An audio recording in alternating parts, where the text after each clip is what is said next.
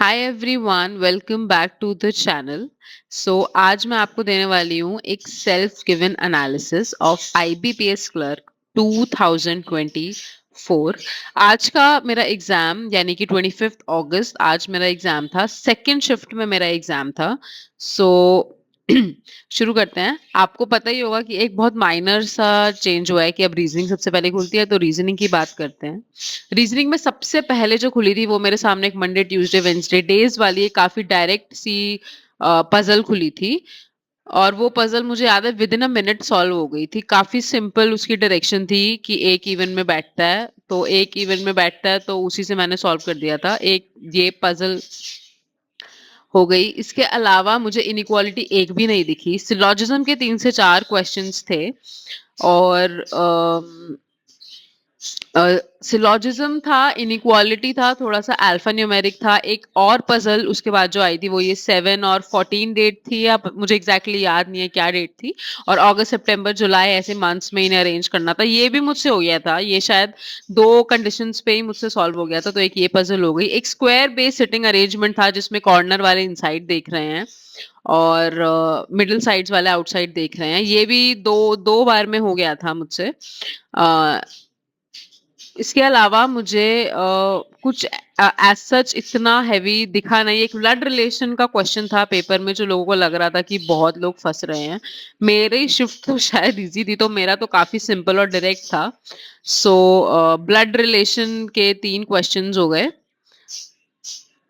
Blood relation के 3 question के अलावा मेरे उसमें अल्फा न्यूमेरिक का एक क्वेश्चन था। अल्फा न्यूमेरिक भी काफी ज्यादा डायरेक्ट क्वेश्चन था। कोई भी डायरेक्शन और डिस्टेंस का क्वेश्चन नहीं था लकीली, क्योंकि मुझे उसमें टाइम लग जाता है। अल्फा न्यूमेरिक के क्वेश्चन काफी सिंपल थे, जैसे left to the right 15 to the left 13 to the right का बता दो। ऐसे ऐसे डायरेक्ट से क्वेश्चंस थे। सो अब मैं बताती हूँ कि मेरे टोटल अटेम्प्ट्स कितने बने ये सब करके। मेरे टोटल अटेम्प्ट्स हुए 35 आउट ऑफ 35। मेरे हिसाब से ये काफी डुएबल था इस पेपर में। मुझे समझ आ रहा है अब कि लोग क्यों 90 91 अटेम्प्ट कर पा रहे हैं, 100 भी कर पा रहे हैं, क्योंकि it was very much doable. और आई थिंक एक आधा ही गलत होना चाहिए, ज्यादा गलत भी नहीं होने चाहिए। So I think it was very much doable in that sense. बाकी तो अब टाइम ही बताएगा जब रिजल्ट आएगा। उसके बाद खुलता है अपना इंग्लिश का सेक्शन। तो अब मैं आपको बताती हूँ इंग्लिश का सेक्शन मेरा कैसा। इसके बाद आया इंग्लिश का सेक्शन। इंग्लिश का सेक्शन खुलते ही सबसे पहले जो मेरे पास सेंटेंस आए थे, वो सेंटेंस में वो एक दो वर्ड स्वैप करने वाले जो होते हैं, the chef made it tasty, ऐसा करके एक पहला सेंटेंस था। सो बेसिकली मेड, टेस्ट और एड ऐसे कुछ सेंटेंसेस को इंटरचेंज करना था, ऐसा एक सेंटेंस था। बाकी ऐसे 3 4 क्वेश्चंस थे सेंटेंस रीअरेंजमेंट वाले। इसके अलावा एक आरसी थी जो बहुत ही सिंपल और बहुत ही डायरेक्ट थी, प्लांटेशन से रिलेटेड थी। और मुझे अब भी याद है उसका जो प्रोटैगनिस्ट था वो शायद रावती डिस्ट्रिक्ट से था, और वो अपनी जॉब छोड़कर प्लांटेशन करने के लिए आया था। ऐसे डायरेक्ट क्वेश्चन थे उसमें। कोई बहुत हार्ड क्वेश्चन, मुझे ऐसे टोन बता दो पैसेज का, ऐसा कोई क्वेश्चन नजर नहीं आया। एक वर्ड का सिनोनिम था, पैसेज में लिखा हुआ था he finds peace in what he is doing, ऐसा कुछ था। तो फाइंड लिखा हुआ था और फाइंड का मुझसे सिनोनिम पूछा था। सो ऑप्शन में मुझे ऑब्टेन ही समझ में आया, तो मैंने ऑब्टेन किया। मुझे थोड़ा डाउट हो रहा है उस पे। एक और क्वेश्चन था कि ही मिस्ड होम, तो मिस्ड का पूछा था, तो मैंने लॉन्गिंग लिखा था। इसके अलावा एक रेज वर्ड आया था जिसके मुझे करेक्ट यूसेज बताने थे। 3 सेंटेंसेस देते हैं, उनमें करेक्ट यूसेज बताना होता है। एक मुझे याद नहीं है। एक सेंटेंस था कि टेम्परेचर जो है वो रेज हो गया है, और एक सेंटेंस था कि एम्प्लॉयज की अच्छी परफॉर्मेंस की वजह से उन्हें रेज मिल गया है। सो अब ये मुझे थोड़ा सा डाइसी लगा, क्योंकि मुझे पता है टेम्परेचर हमेशा राइज होता है और एम्प्लॉयज को अप्रेजल मिलता है। इसी डाउट की वजह से मैंने ये रेज वाला क्वेश्चन एक छोड़ दिया। इसके अलावा एक और आगे क्लोज टेस्ट में क्वेश्चन था। क्लोज टेस्ट में काफी डायरेक्ट इजी हैप्पीनेस के ऊपर एक पैसेज लिखा हुआ था। उसमें एक क्वेश्चन था, पर्सनल के आगे मुझे एक वर्ड डालना था जिसमें ट्रेड्स, मूड, ये सब था।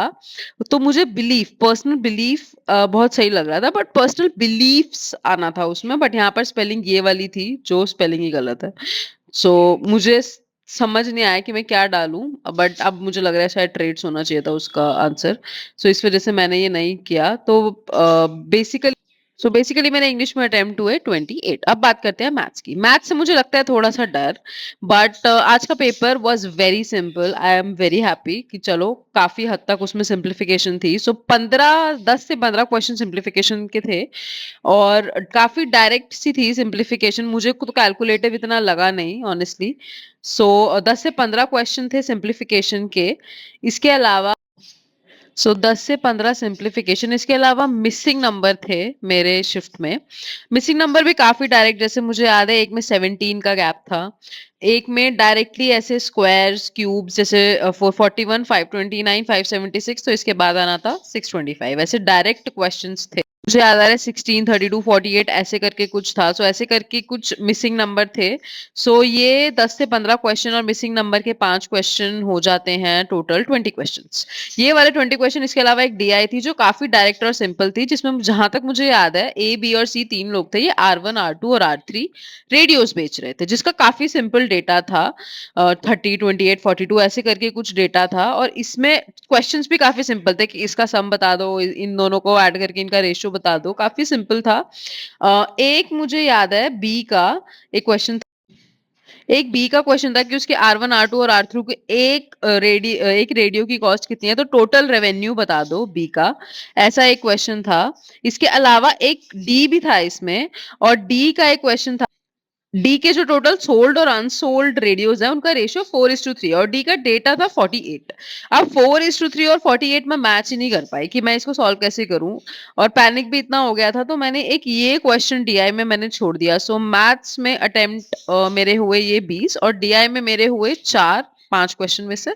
सो अब मैथ्स के हो जाते हैं 20 और 24, जो थोड़ा सा कम रह गया। सो अब मेरा टोटल बनता है 24 35 में से मैथ्स में, और अगर मैं ओवरऑल देखूं तो 24, 35 और 28 जो टोटल बनता है 87 attempts out of 100, which I think it's very not so good, not so bad. I think it is good and okayish, और इजी लगा मुझे पेपर का लेवल थोड़ा सा।